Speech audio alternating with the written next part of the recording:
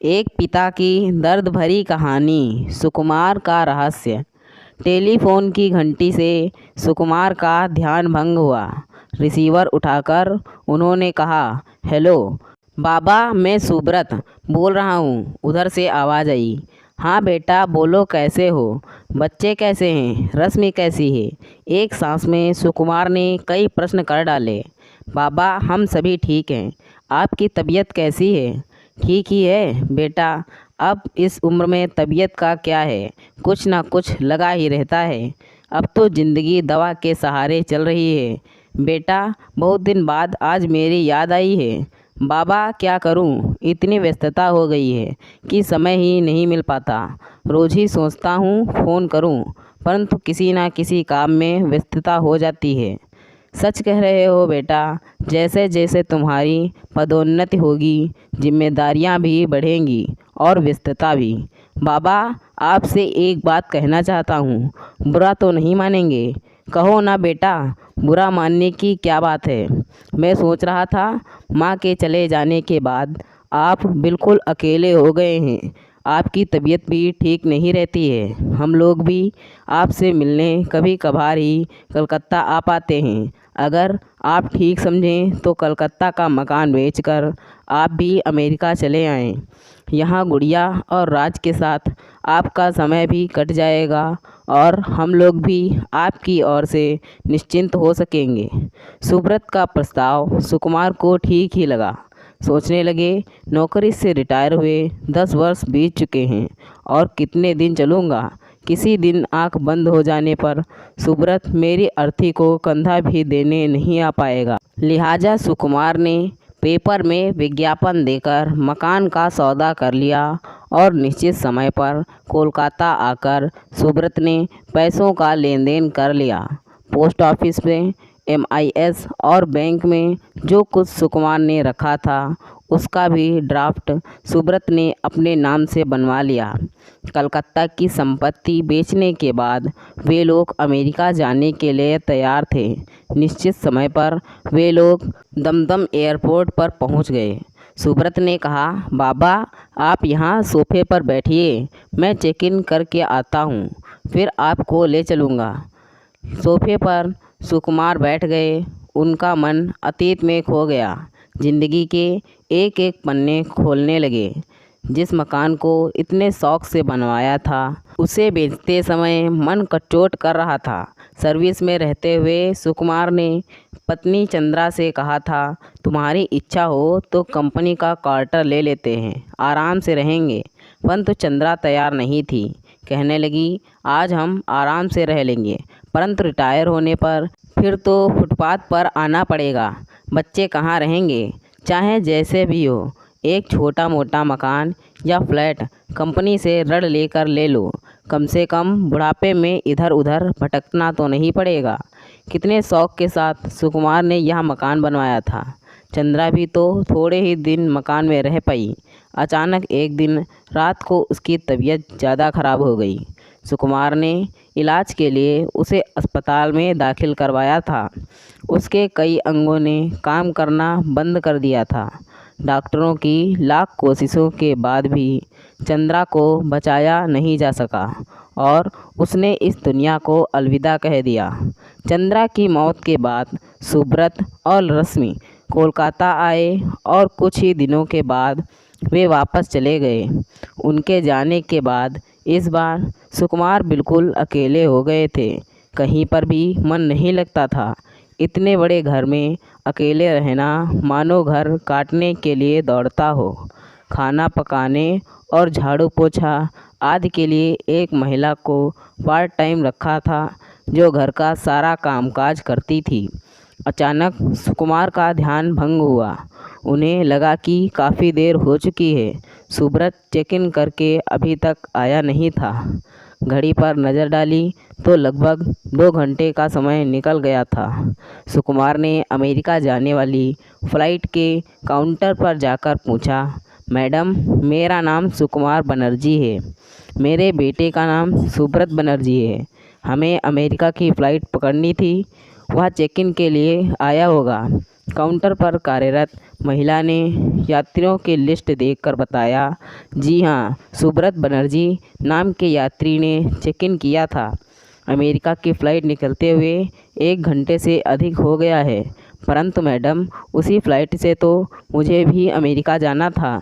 ऐसा कैसे हो सकता है कि मुझे बिना लिए ही फ़्लाइट चली गई?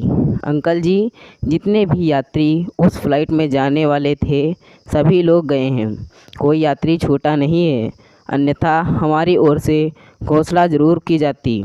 महिला ने कहा, तो क्या मुझे बिना लिए ही सुब्रत अमेरिका चला गया? इसका मतलब तो यह हुआ कि उसने मेरा टिकट लिया ही नहीं था। यह कैसी जालसाजी है? सुकुमार के पैरों तले मानो ज़मीन ही खिसक गई। वे सिर पकड़कर सोफे पर बैठ गए। सोचने लगे, सुब्रत क्या इतना निष्ठुर हो सकता है, जिसको पढ़ाने लिखाने में हमने अपने जीवन के सुनहरे दिन न्यौछावर कर दिए।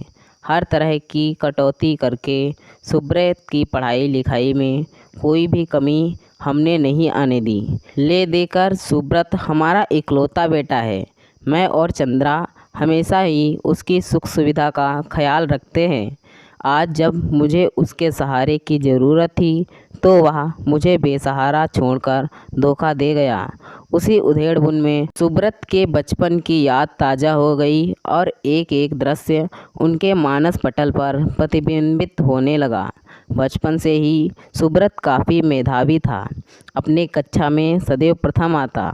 उसकी पढ़ाई से सुकुमार और चंद्रा संतुष्ट थे, इसलिए दोनों अपना पूरा ध्यान सुब्रत और उसकी पढ़ाई की ओर लगाते थे।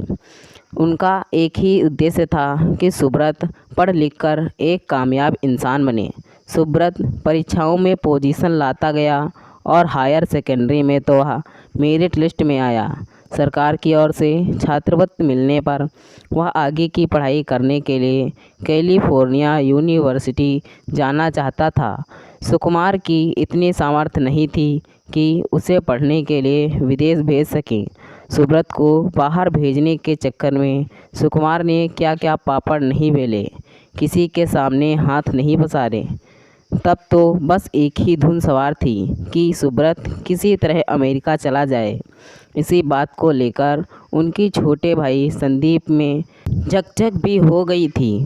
उसने कोई भी सहायता करने से मना कर दिया था। कहने लगा, जब सामर्थ्य नहीं है तो क्यों विदेश भेज रहे हो? क्या अपने देश में पढ़ाई नहीं होती?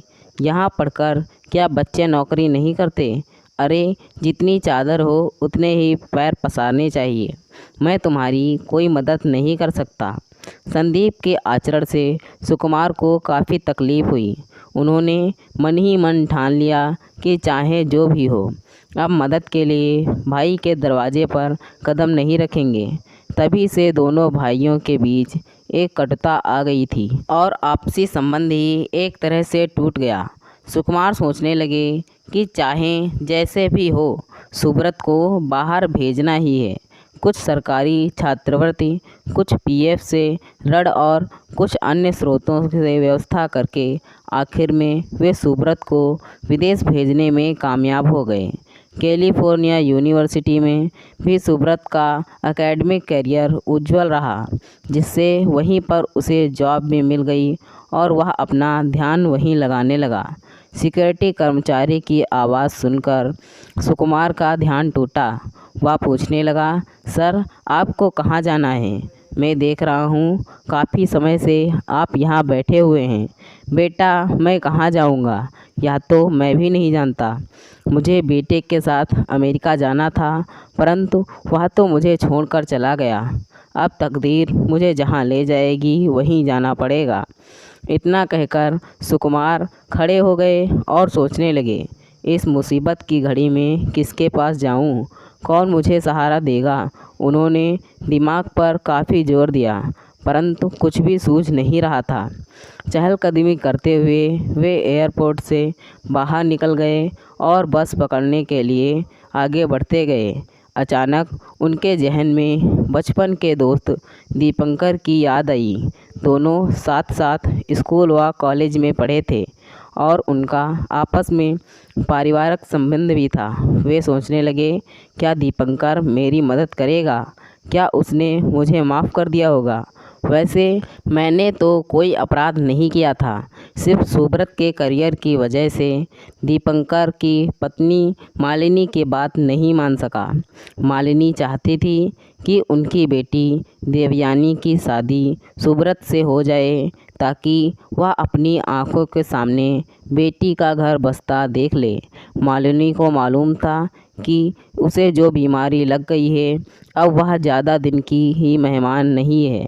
उसने शादी का प्रस्ताव मेरे सामने रखा था, परंतु उसी समय सुब्रत विदेश जाने की तैयारी कर रहा था, इसलिए यह प्रस्ताव उसे स्वीकार नहीं था और हमने इतनी जल्दी में शादी करने से मना कर दिया था। फिर भी दीपंकर के अलावा उसे कोई सूझ नहीं रहा था।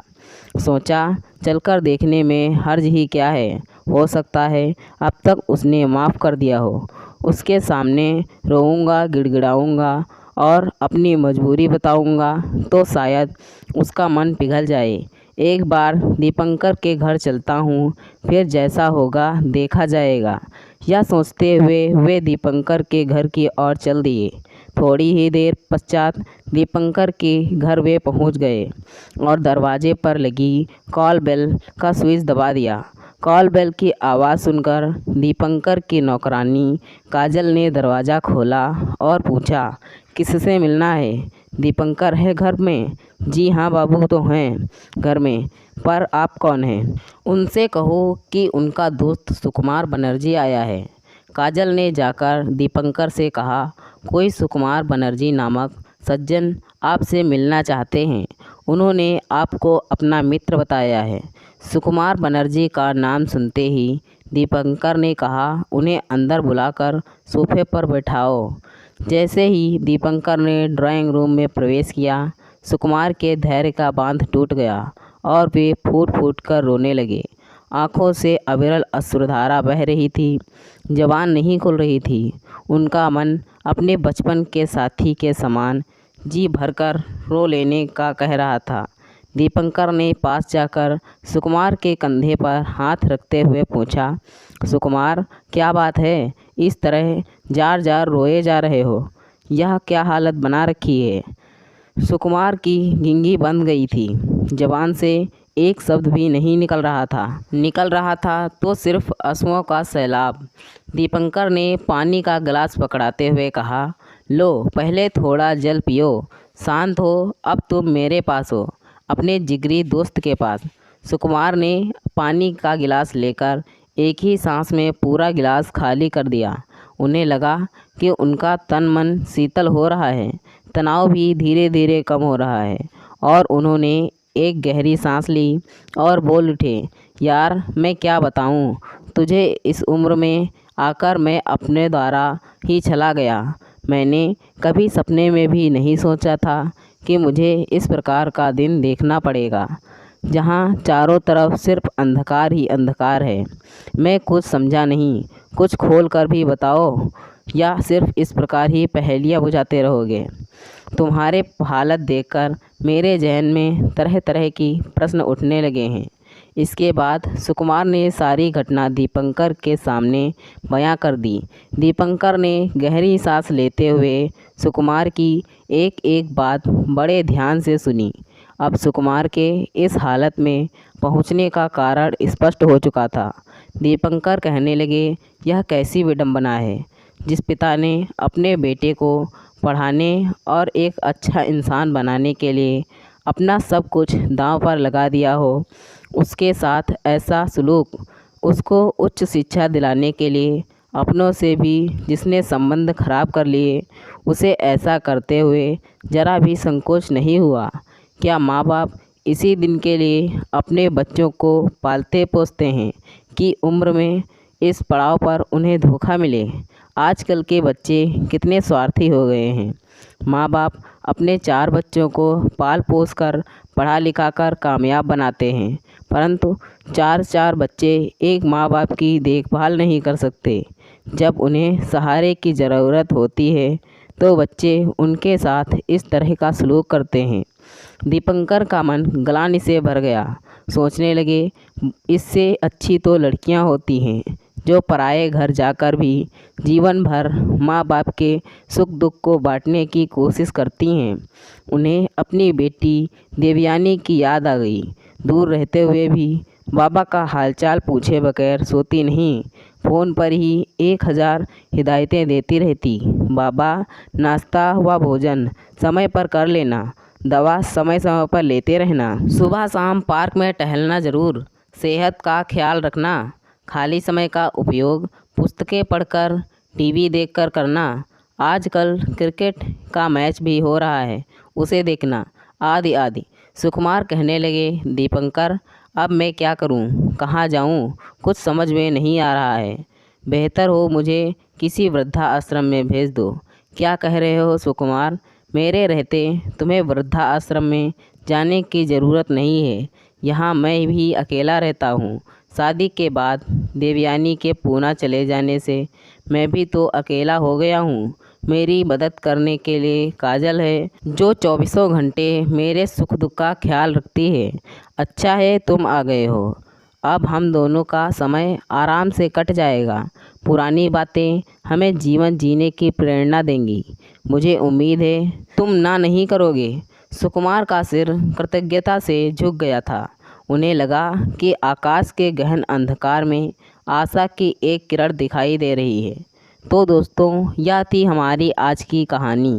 अगर यह कहानी आपको पसंद आई है तो कृपया इसे लाइक करें और कहानी पर अपनी राय देने के लिए इसमें कमेंट करें।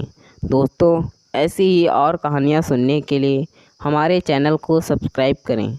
धन्यवाद दोस्तों। Thanks for watching this video.